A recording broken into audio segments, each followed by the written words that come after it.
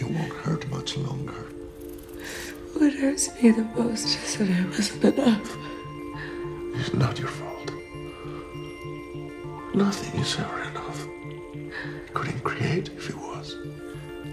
And I have to. That's what I do. That's where I am. Now I must try it all again. No. Bonjour et bienvenue dans le Palais des Fantaisies. Et je vais vous parler du film Mother, un film de 2017 de Darren Aronofsky avec Jennifer Lawrence et Javier Bardem. C'est l'histoire d'un couple qui vit dans une campagne américaine et qui va être perturbé par l'intrusion de personnages de plus en plus étranges. Alors pourquoi est-ce que j'ai décidé de vous parler de Mother ? Parce que je trouve que Mother est intéressant pour plusieurs raisons. Mother nous parle des cycles de la vie, de notre façon d'exister et de notre rapport à notre destinée. Et ce qui est intéressant dans le film, c'est la façon dont le film parle de ça. On voyage dans un rêve dans Mother, c'est-à-dire qu'en fait, très vite, on se rend compte qu'on n'est pas tout à fait dans la même réalité que celle de notre quotidien. C'est quelque chose qui peut nous faire perdre pied. Alors c'est à ce titre que Mother n'est pas facile à voir. Finalement, on est relativement vite déstabilisé. On se rend compte que ce monde un peu qui nous semble normal au début devient de plus en plus, je vais dire, fantaisiste.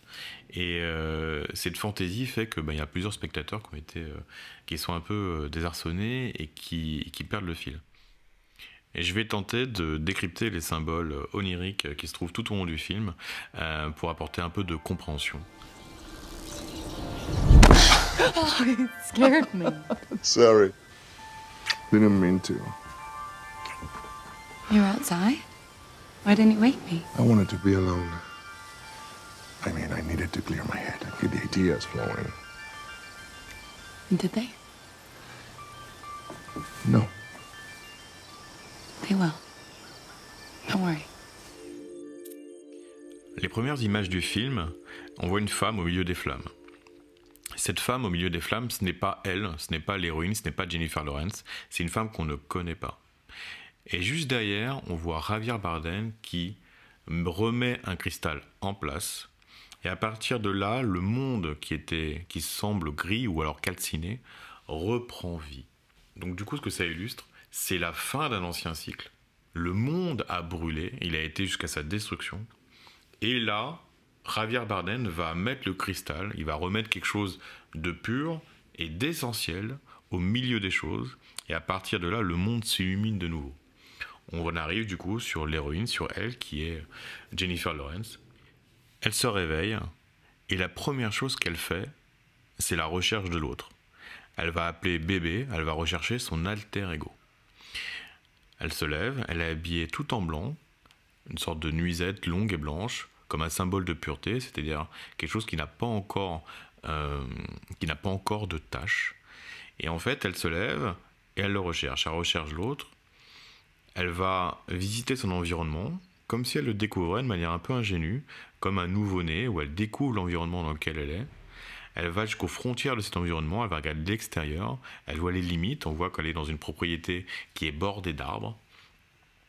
Et là, d'un seul coup, Javier Bardem, lui, qui n'a pas de nom dans le film, il est derrière elle, et ce qui est intéressant, c'est qu'elle se retourne, et elle lui dit « tu m'as fait peur ». C'est-à-dire que quand elle rencontre l'autre, la première chose qui vient, c'est la peur.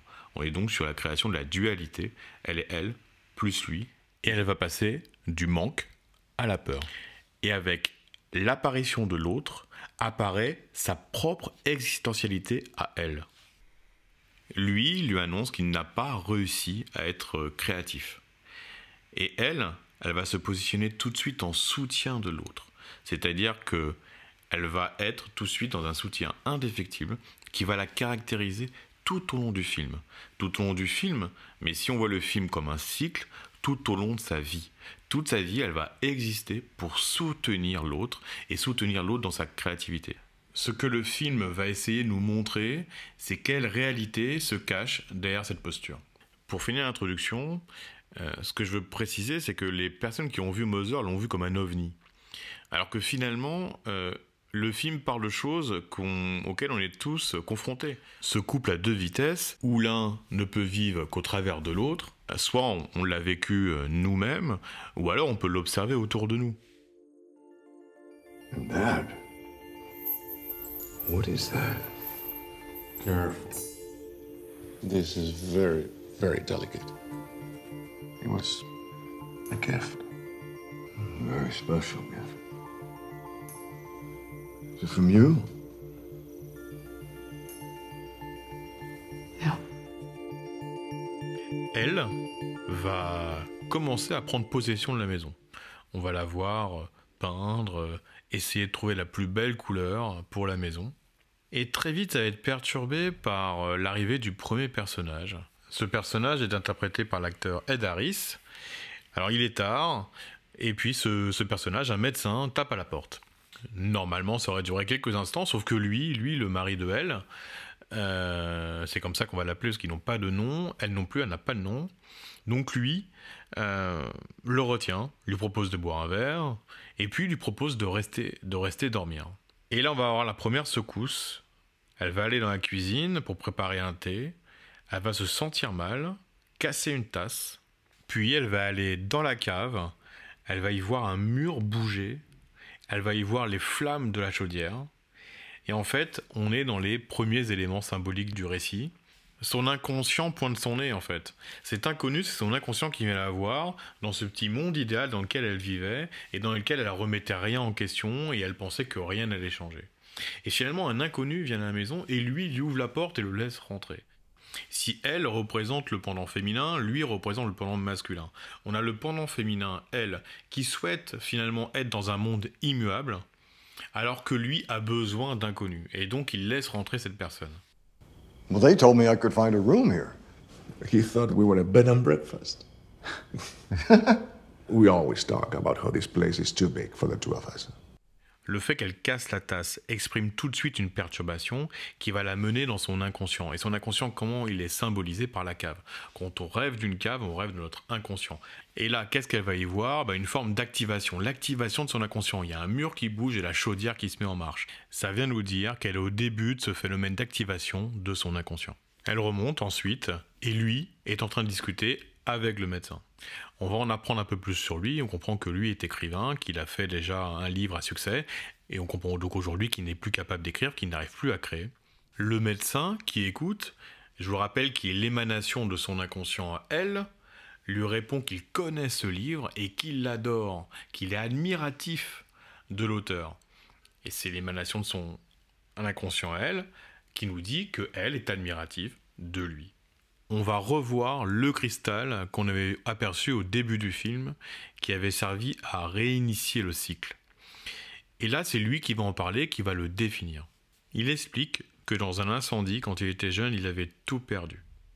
Et qu'il n'est resté que ce cristal. Et là, il explique que ce cristal, la seule chose qu'il restait, en l'associant à elle, quand il l'a rencontrée, c'est ce qui a permis à la vie de revenir. I didn't even know if I could ever create again until I found this in the ashes. Isn't that remarkable? It gave me the strength to start again. And then I met her, you, and she breathed life back into every room. Ce cristal, par sa pureté et étant la seule chose qui est restée après la destruction, symbolise ce qui est essentiel. Et cette essentialité, associée au masculin et au féminin, c'est ce qui permet la vie. Et ce qui va permettre à chaque fois de réinitialiser un nouveau cycle. Cette mise en lumière et d'une certaine façon, la responsabilité qui va avec, qui est révélée devant son inconscient et devant elle, va entraîner une perturbation. Son inconscient va tout de suite se sentir mal, le médecin va se mettre à tousser, puis dans la nuit va se mettre à vomir, symbolisant une forme de purge qui va entraîner instantanément chez elle un immense mal-être. Elle qui croyait avoir comme seule responsabilité la création de ce petit cocon pour elle et pour lui, s'ébranle en découvrant la responsabilité qui est inhérente à la vie. Le lendemain, alors qu'elle prépare le petit déjeuner pour le nourrir, Lui vient et lui dit qu'il a pensé toute la nuit parce que le médecin l'inspire. C'est l'apparition de la dissymétrie dans le couple. Du couple à deux vitesses. C'est-à-dire que elle, lui, il lui suffit, alors que pour lui, elle ne lui suffit pas. Pour résumer, son inconscient vient lui révéler déjà deux choses. Un problème dans son rapport à la vérité, puisque la révélation du cristal a entraîné des grandes perturbations. Et le second problème, c'est qu'elle est dans un rapport fusionnel avec son mari et que du coup, ce rapport fusionnel la coupe du monde. On sonne à la porte. Il s'agit de Michelle Pfeiffer, la femme du médecin. Elle est pleine d'énergie, avenante, sans gêne. Elle embrasse langoureusement le médecin. Elle est aux antipodes de notre héroïne. Conséquence directe, la nourriture que elle était en train de préparer a brûlé. C'est l'occasion de faire un petit point sur le symbole de la cuisine et le symbole de la nourriture et surtout de faire à manger. La cuisine, c'est un lieu de transformation, c'est un lieu où on met de soi, où on transforme les aliments. Quand l'on rêve que l'on fait la cuisine, généralement, ça parle de ce que l'on a à offrir. Et là, ce qu'elle préparait a brûlé. Donc, si je reviens sur l'introduction, elle existe en le soutenant lui. C'est ça ce qu'elle a à donner. Et ce qu'elle a à donner, symbolisé par ce repas, par ce petit déjeuner, vient de brûler. Par ce symbole, c'est toute son existentialité qui est remise en question. Et donc il y a un enjeu qui se définit tout de suite. Est-ce qu'elle va être capable de se transformer et d'exister autrement que par ce soutien qu'elle considère comme étant nourrissant pour lui? Si elle y arrive, elle pourra trouver un nouvel équilibre. Mais si elle n'y arrive pas, elle risque de finir comme son petit déjeuner.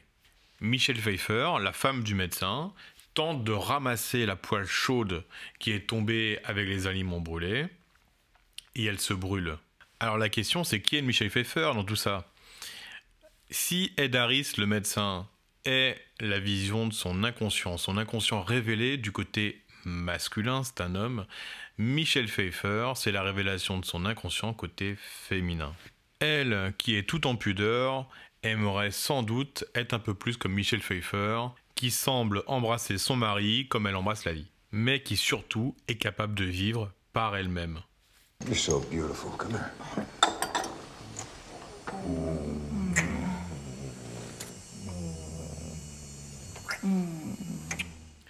La scène suivante, elle est en train de peindre et Michelle Pfeiffer arrive avec une citronnade. Il y a de nouveau un symbole par rapport à l'alimentation, donc c'est Michelle Pfeiffer qui a fait la citronnade.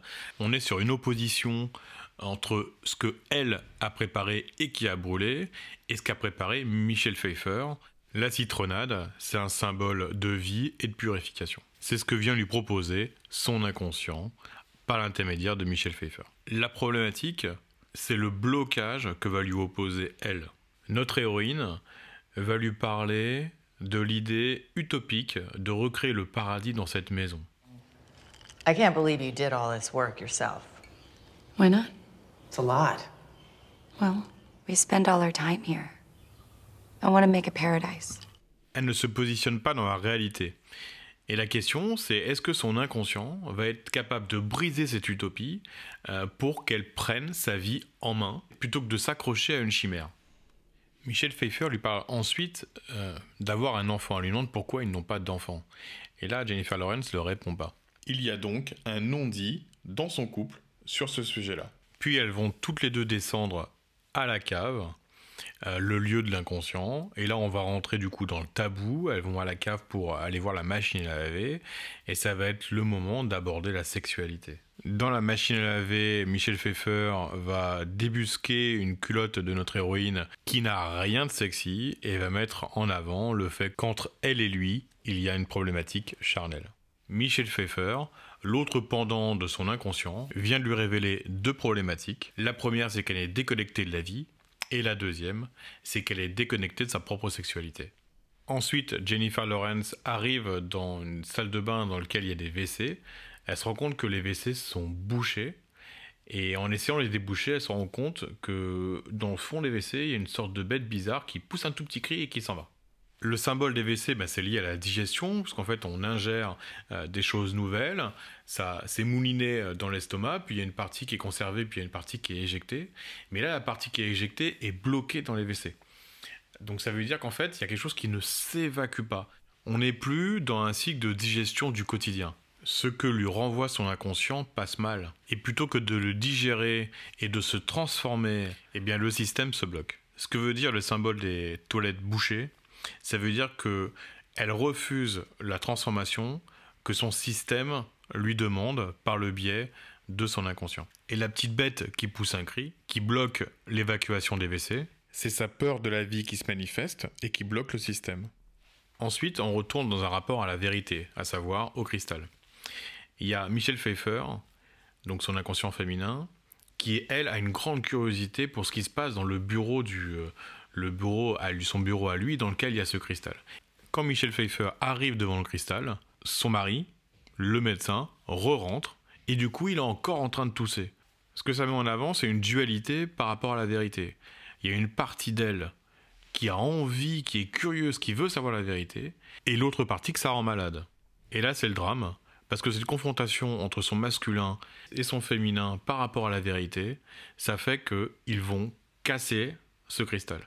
Ils le font tomber, les deux, Michelle Pfeiffer et son mari médecin, cassent le cristal. What have you done? I'm so sorry. We're both sorry. I was telling her the story. It just fell out of my hand. We'll search and find We can another pay one, for I a promise. new one. On peut imaginer qu'à partir de là, il va y avoir une bascule, puisque le cristal qui représentait l'essentiel, le lien entre le masculin et le féminin, a été brisé, et donc on peut penser que l'équilibre est définitivement rompu. Et qu'à partir de maintenant, la névrose va prendre le dessus. Ce qui va marquer la rupture, c'est la première phrase que lui va lui dire. Il va lui dire « j'ai besoin d'être seul ». Ensuite, il va se mettre en colère, il va attraper avec ses mains les morceaux du cristal brisé, il va se mettre à saigner.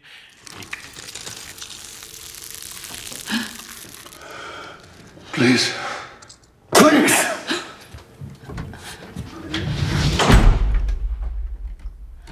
Cette colère symbolise que ce nouveau cycle est encore un échec, qu'elle n'a pas réussi à se transformer.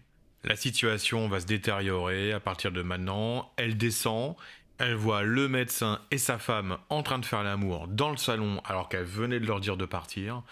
Elle pensait en leur disant de partir qu'elle allait se débarrasser de son inconscient, alors qu'en fait son inconscient est devenu plus fort, ils ont fusionné entre eux, ils sont en train de faire l'amour. Ce qui était une incarnation de son inconscient s'est transformé en névrose. Elle marche dans le couloir, le sol devient noir, sa réalité a basculé. Elle le croise, il ferme la porte de son bureau dans lequel il y avait le cristal, il brise la poignée. Ça veut dire qu'à partir de maintenant, l'accès à la vérité, l'accès à la lumière est rompu. Quand elle le recroise lui, il est en train de barricader la porte de son bureau et il lui dit « ils ne rentreront plus à cet endroit ». Et elle lui répond « mais je les mets dehors ». Et lui dit « mais où veux-tu qu'ils aillent ?» Traduction. Son inconscient, elle, s'est manifesté. Elle n'a pas réussi à faire les transformations pour s'adapter. Du coup, ça a brisé le lien avec la vérité, le cristal. Du coup, lui, il clôture complètement ce lien pour que maintenant, la névrose qui a pris le dessus ne vienne plus abîmer la vérité. Et quand il lui dit « mais où veux-tu qu'ils aillent ?» ça veut dire que c'est trop tard. Une fois que l'inconscient s'est révélé et que la névrose est là, ça ne sert à rien de lui demander de partir. Et d'ailleurs, quand elle va trouver une nouvelle fois Michelle Pfeiffer pour lui demander de partir, Michelle Pfeiffer lui envoie une fin de non-recevoir. Elle se retourne et il y a une personne de plus qui est arrivée, c'est l'enfant du médecin et de Michelle Pfeiffer. L'inconscient a fait des petits. Et quand elle demande à ce nouveau personnage « Que faites-vous ici ?», il lui répond « Qui sait ce qu'on fait ici ?» C'est un rapport clairement au divin, ça veut dire « mais en gros, qu'est-ce qu'on fait sur Terre ?» Qui le sait ? Personne ne le sait. Surtout que l'accès à la vérité a été rompu. Hello? Hello? Where's everybody? Oh, hey. Hey, who are you? Who are you? What are you doing here? What are any of us doing here? Et là arrive le deuxième enfant et s'ensuit une bagarre. La situation est incontrôlable et devient extrêmement violente. Alors, que représentent ces enfants? Ils représentent également son inconscient, mais ils représentent la vie, en fait. Mais la vie qu'elle refoule, qu'elle réprime. Cette vie qu'elle a comprimée va sortir d'un seul coup, comme un geyser, sous forme de violence. Elle va passer maintenant d'un sentiment à l'autre. Un des enfants est blessé, ils doivent l'emmener à l'hôpital, tout le monde s'en va, elle demande à lui de rester, mais il part quand même. Du coup, après la violence, elle vit maintenant l'abandon et la peur. Comme pour essayer de rétablir un équilibre, elle va profiter de leur absence pour nettoyer la maison et nettoyer le sang de la bagarre. On va voir apparaître un symbole qu'on a déjà vu, dont j'ai pas parlé, c'est qu'en touchant un mur, elle voit derrière, comme si derrière ce mur, il y avait une sorte d'organe, ce viscère comme une sorte de bout d'estomac. À ce moment-là, il va se noircir, comme s'il commençait à se nécroser. Elle retourne à l'endroit où il y avait le sang, elle se rend compte que le sang a réapparu sur le sol, elle gratte, un trou se forme par lequel le sang s'écoule, elle suit les traces du sang, elle descend d'un étage, puis de deux, elle arrive à la cave, la lumière explose, elle allume une lampe torche, elle voit des traces de sang sur un mur, elle gratte le mur, elle voit que derrière le mur il y a une sorte de pièce secrète, elle rentre dedans et elle voit une grenouille. Bon là, ça y est, en gros le récit a basculé, on n'est plus dans un récit classique, on bascule dans Alice au Pays des Merveilles, on est dans un monde qui devient totalement symbolique et onirique et ça va durer jusqu'à la fin du film. Et je vais essayer de décrypter les éléments un par un, comme si c'était un rêve, avec les mêmes outils symboliques. Le premier symbole, c'est ce viscère qui est derrière le mur, c'est un symbole qu'on avait déjà vu. Au début du film, l'organe, le viscère, était en bon état, et là on a vu qu'il commençait à se nécroser. Qu'est-ce que ça veut dire? Il est derrière le mur. Ça veut dire que la maison apparaît comme une forme de temple. Mais le temple, son temple à elle, c'est à la fois son temple et son corps. C'est-à-dire ce qui se passe à l'intérieur de cette maison, c'est ce qui se passe en elle. Et c'est un temple qui est en train de saigner. Ça illustre sa blessure intérieure. Ce qu'on va comprendre au fur et à mesure du film, c'est que ce voyage initiatique qui doit lui permettre de grandir et d'évoluer, il va se jouer sur plusieurs cycles, donc sur plusieurs vies.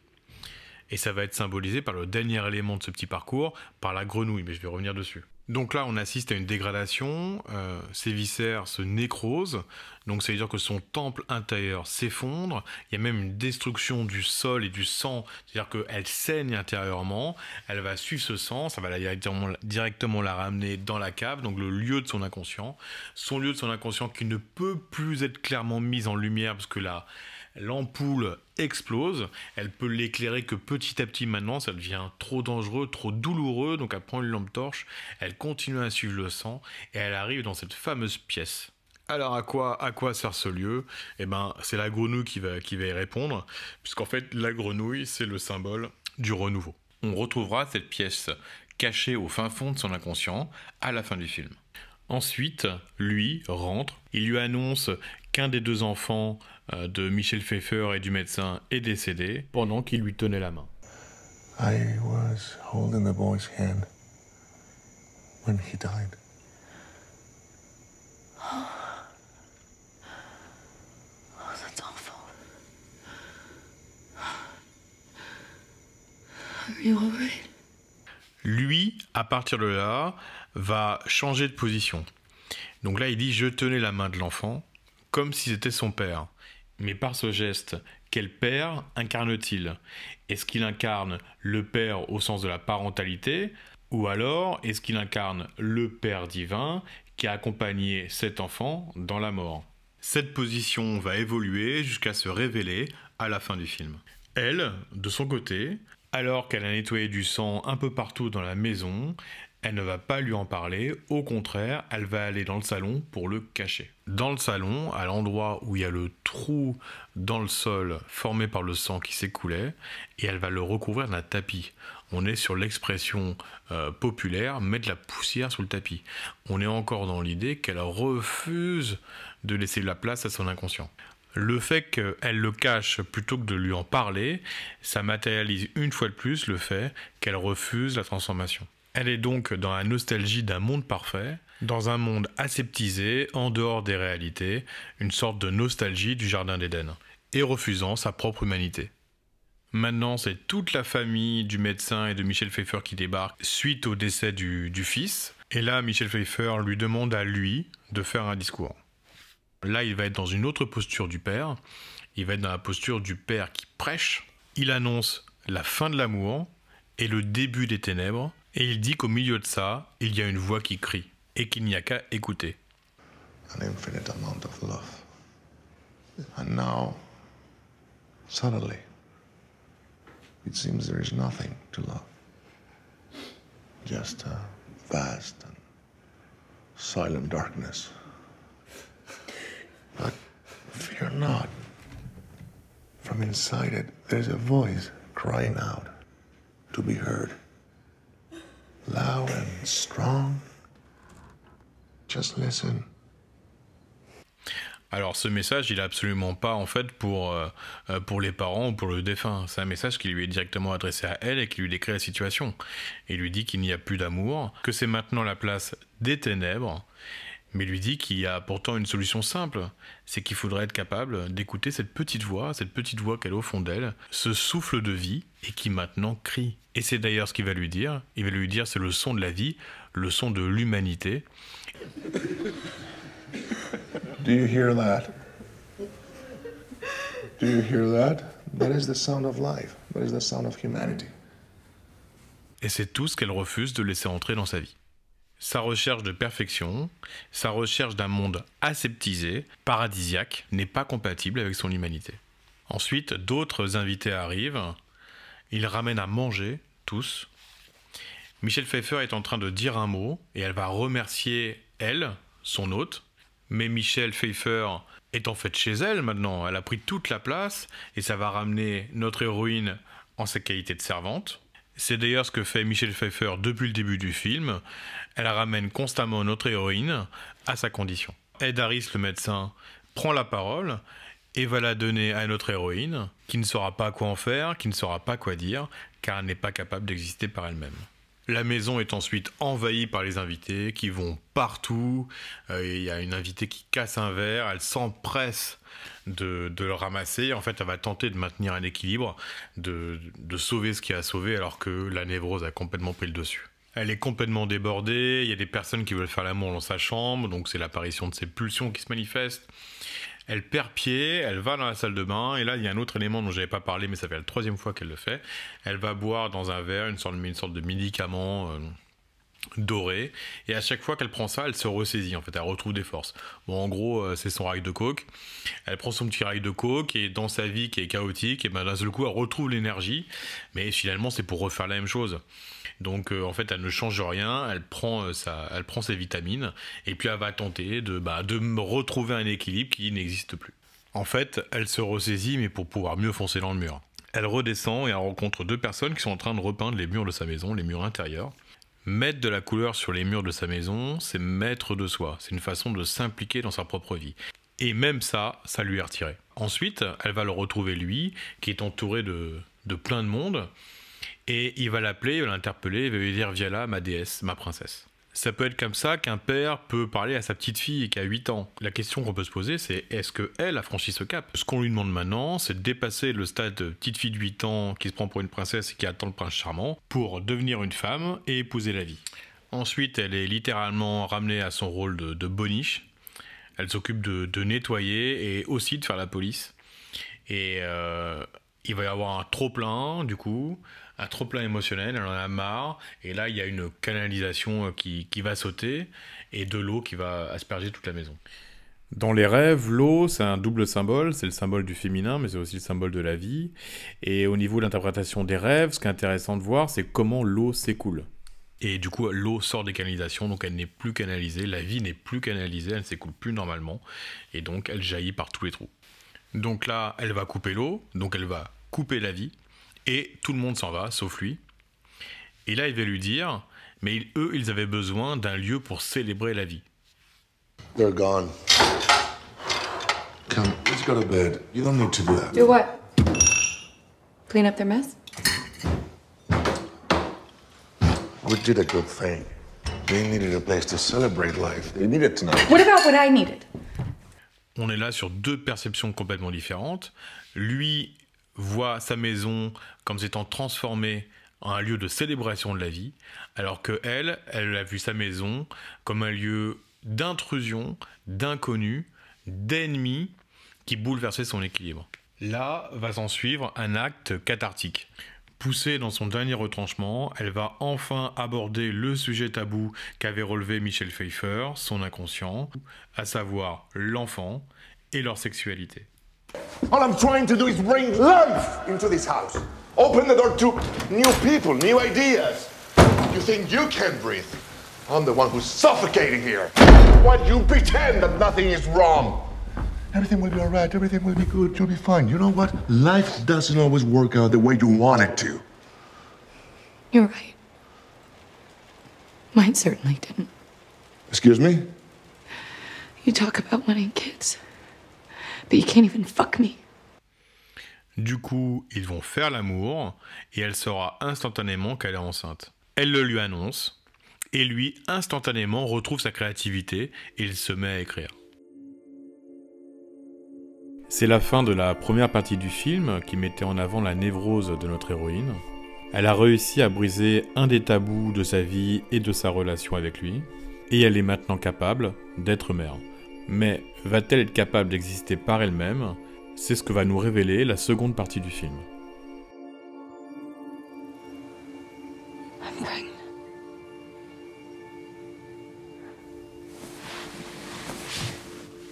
I'm pregnant. We're gonna have a baby.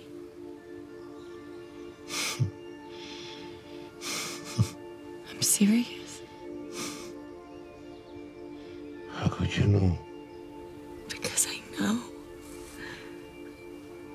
I'm pregnant. Baby. Are you happy?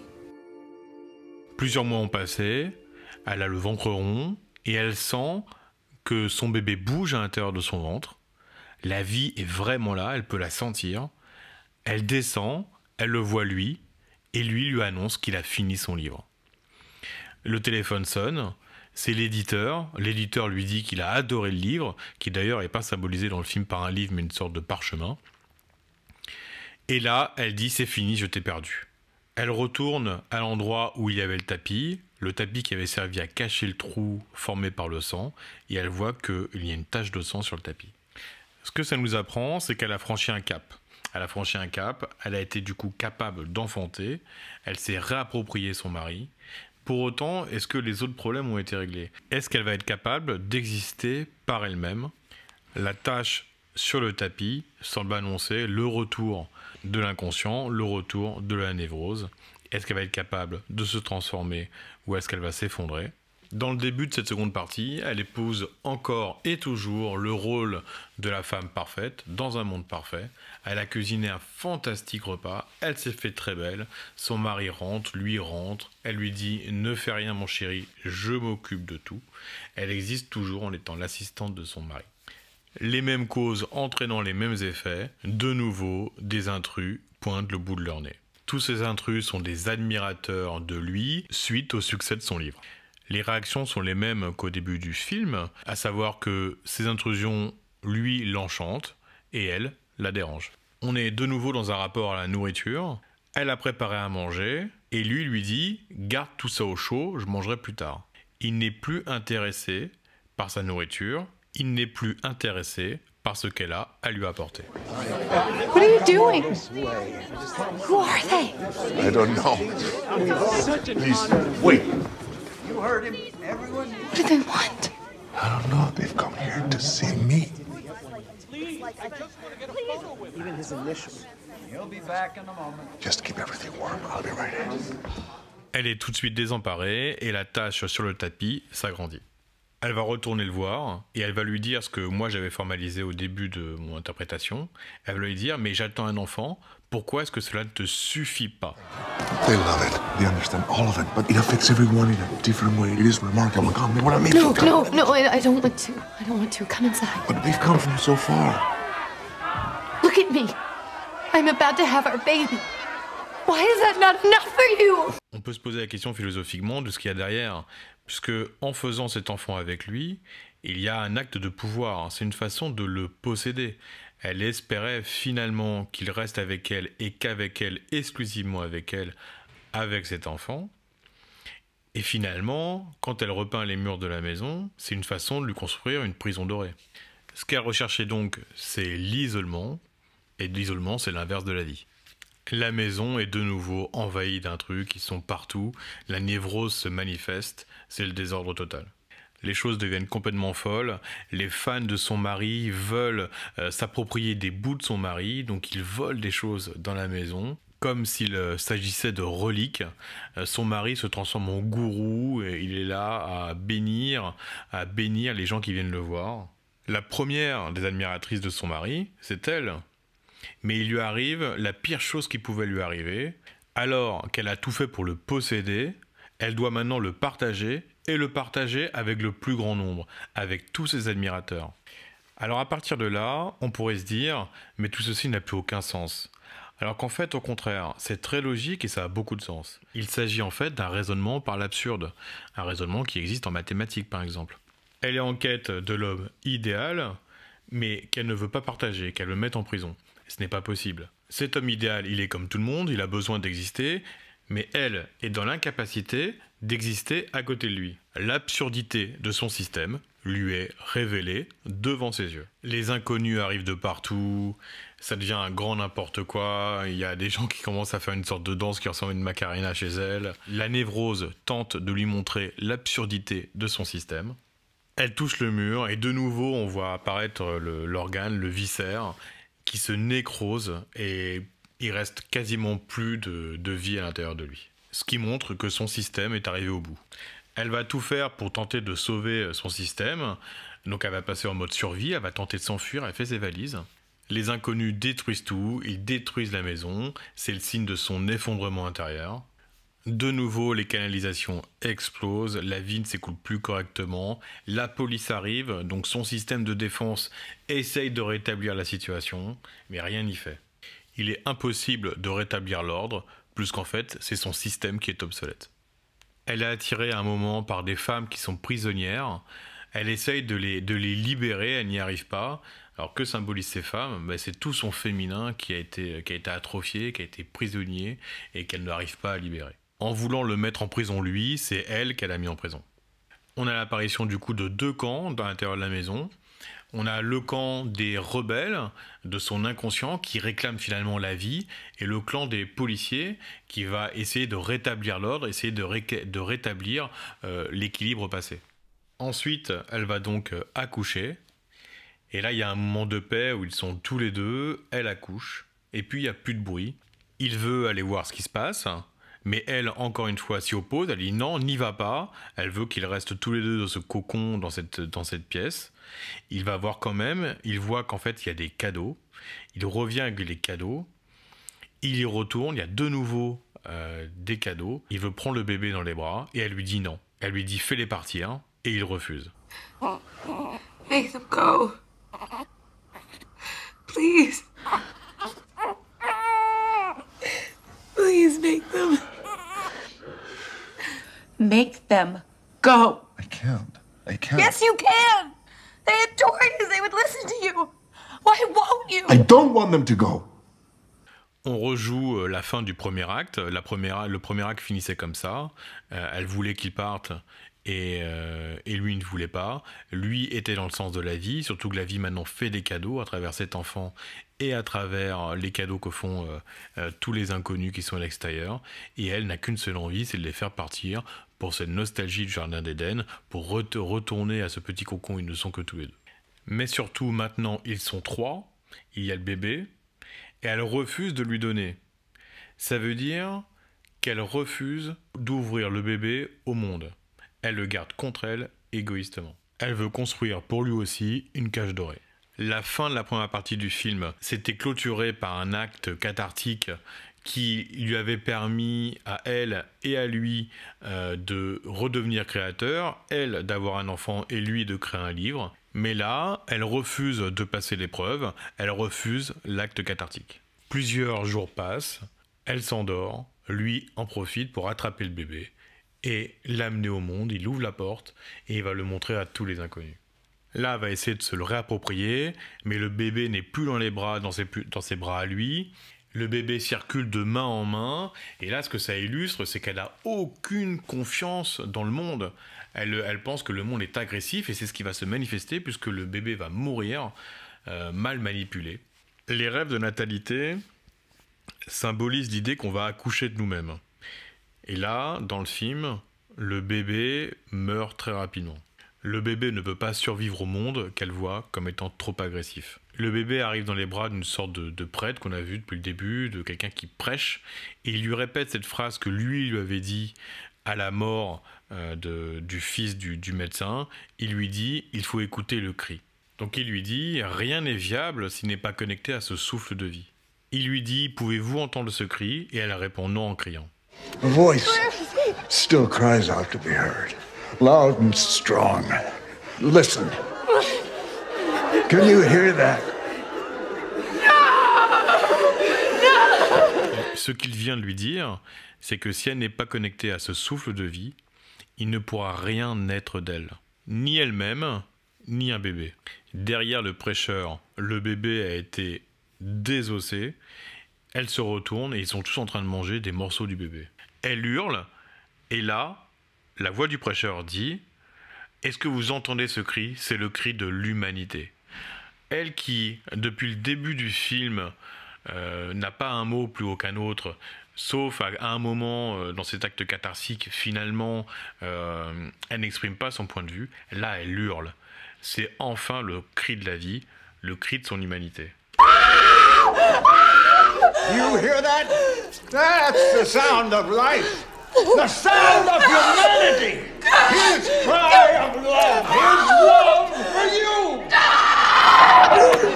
Là, elle pleure dans ses bras à lui parce que le bébé est mort. Et il lui propose une issue, qu'elle va bien sûr refuser. Et il lui propose la voie de la rédemption. Il lui dit, tu sais, il y a une solution. On pourrait leur pardonner à tous. We have to find a way to forgive them.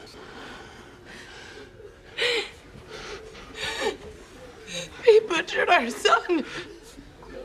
I know. You're insane. Listen to me. You're insane. Well, listen to me. They are so sorry. They are truly sorry. Listen, have faith in me. Please, please. We need to forgive them. We need to forgive them. Please, please. Cette voie de la réconciliation avec elle-même, puisque avec son inconscient, avec sa propre névrose, elle va la rejeter en bloc. Elle touche le sol, elle a de nouveau accès à cet organe qui s'est quasiment complètement nécrosé. Elle est dans un rejet total du monde qui l'entoure. Elle qui semblait si douce a révélé une autre facette d'elle-même, car maintenant, elle n'est plus que colère. Elle est arrivée au bout de son système. Elle retourne dans la cave, dans la pièce qu'elle avait découverte, la pièce avec la grenouille, donc le lieu de renaissance. On s'aperçoit qu'à cet endroit-là, il y a une cuve. Elle fait un trou dans la cuve, elle a un briquet et elle met le feu. Tout le monde meurt, la maison explose, fin du cycle. It won't hurt much longer.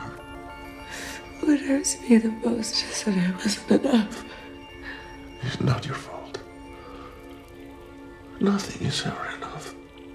I couldn't create if it was. And I have to. That's what I do. That's what I am. Now I must try it all again. No. Lui, malgré l'explosion, est impeccable. Il n'a pas aucune blessure. Il la tient dans les bras, elle qui est brûlée. Elle lui demande qui il est. Il lui dit qu'il est qui il est. Si on ramène ça à l'Ancien Testament, à Moïse, qui est devant le buisson ardent lui répond « Je suis celui qui est ». Donc je vous laisse deviner qui il est. Et il lui répond « Et toi, tu es la vie ». Elle est le symbole de la vie, elle est le symbole du féminin, elle est le symbole de la terre. Là, elle lui dit « Je regrette qu'une seule chose, c'est ne pas t'avoir suffi ». Donc en gros, elle persiste et elle signe. Hein. Et ça veut dire qu'elle n'a pas compris la leçon, en gros. Et donc, si elle n'a pas compris la leçon, eh ben, ça va se renouveler dans un nouveau cycle, elle va rejouer. Là, il lui répond que c'est son rôle de créer et que justement, il s'appuie sur le manque. Alors, il ne le dit pas exactement comme ça, mais je pense que moi, je le traduis comme ça. Et qu'il s'appuie sur le manque pour créer. Il va récupérer au milieu de ses entrailles à elle cet organe nécrosé qui était en fait son cœur. Il l'a dans les mains, il va voir à l'intérieur, et à l'intérieur, il y trouve le cristal. Le cristal qui symbolise l'essence des choses. Il prend ce cristal et il le replace au milieu des choses. Le monde renaît au milieu des cendres. La boucle est bouclée par rapport au début du film. Si on revient à la première image du film, la femme qui était dans les flammes n'était pas Jennifer Lawrence. C'était une autre femme blonde qui lui ressemblait, mais ce n'était pas elle. La femme qui va se réveiller au milieu du lit, à la fin du film, dans le nouveau cycle, ce ne sera pas Jennifer Lawrence. Alors, comment expliquer ça? Eh bien, en fait, c'est parce que à chaque cycle, il y a un apprentissage. Même si il n'y a pas de transcendance, même si l'épreuve n'est pas réussie, n'est pas transcendée, il y a un apprentissage. C'est-à-dire que chaque cycle est différent. Et ça veut dire que chaque cycle accumule de l'expérience et modifie la conscience. Et si la conscience est modifiée, le physique aussi est modifié. Il s'agit de la même essence, mais qui a accumulé une expérience supplémentaire à chaque fois. C'est pour ça que les femmes restent dans les mêmes caractéristiques. Ce sont des jeunes femmes blondes, à peu près du même âge, mais à chaque fois, elles sont un peu différentes. En conclusion, je vais faire un parallèle avec la mythologie et avec Dédale et Icare. Donc pour faire un petit résumé, en gros Dédale a construit un labyrinthe dans lequel il se retrouve lui-même enfermé avec son fils. Ce labyrinthe, si on fait le parallèle avec Mother, c'est le symbole de la maison.